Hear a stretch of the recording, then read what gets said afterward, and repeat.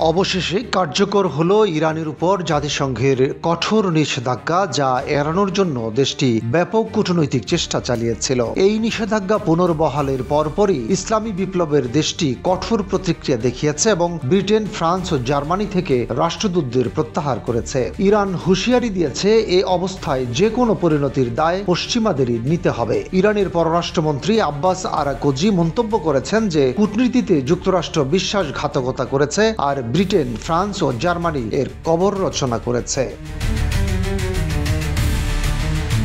অন্যদিকে president Masoud Pezeshkian জানিয়েছেন, Iran এই নিষেধাজ্ঞা মোকাবেলা করতে প্রস্তুত। জাতিসংঘের এই নিষেধাজ্ঞার আওতায় রয়েছে ইরানের অস্ত্র কেনাবেচা, ইউরেনিয়াম সমৃদ্ধকরণ এবং পারমাণবিক অস্ত্র বহনে সক্ষম ব্যালিস্টিক ক্ষেপণাস্ত্রের কার্যক্রম। পশ্চিমারা বলছে, এর ফলে বিশ্বব্যাপী থাকা দেশটির সম্পদ জব্দ, ভ্রমণ নিষেধাজ্ঞা জারি সহ জ্বালানি খাতেও বড় ধরনের প্রভাব পড়বে। তবে নিষেধাজ্ঞার এই ধাক্কা মোকাবেলায় তেহরান তার মিত্রদের দিকে ঝুঁকছে।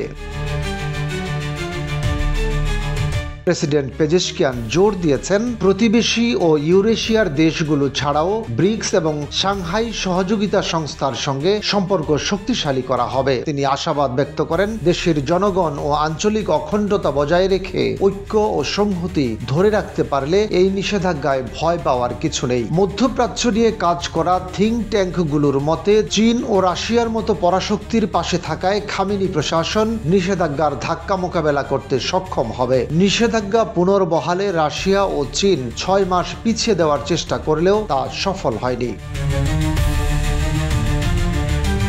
ইরান বারবার দাবি করেছে যে তারা পূর্বেও পারমাণবিক অস্ত্র তৈরি করার চেষ্টা করেনি এবং ভবিষ্যতেও উৎপাদনের ইচ্ছা নেই। জাতিসংঘের 80তম সাধারণ অধিবেশনের ভাষণে প্রেসিডেন্ট পেজেশকিয়ান জোর দিয়েই এই দাবি করেছেন, কিন্তু তেহরান পশ্চিমাদের মনে বিশ্বাস জাগাতে পারেনি। যুক্তরাষ্ট্র সহ ইসরায়েল এবং অন্যান্য পশ্চিমা মিত্ররা পারমাণবিক অস্ত্র ইস্যু টেনে ইরানকে নিশানা করে চলেছে। ইসরায়েলের প্রধানমন্ত্রী নেতানিয়াহু জাতিসংঘের ভাষণে ইরানকে সবার অস্তিত্বের জন্য হুমকি হিসেবে প্রতিষ্ঠা করার জন্য যুক্তি উপস্থাপন করেন।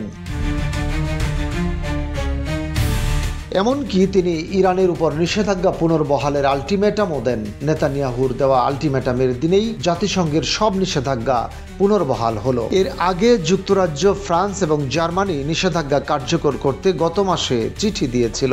এই ঘটনা তেহরানের সঙ্গে পশ্চিমাদের উত্তেজনা আরও বাড়িয়ে দেবে বলে শঙ্কা তৈরি হয়েছে।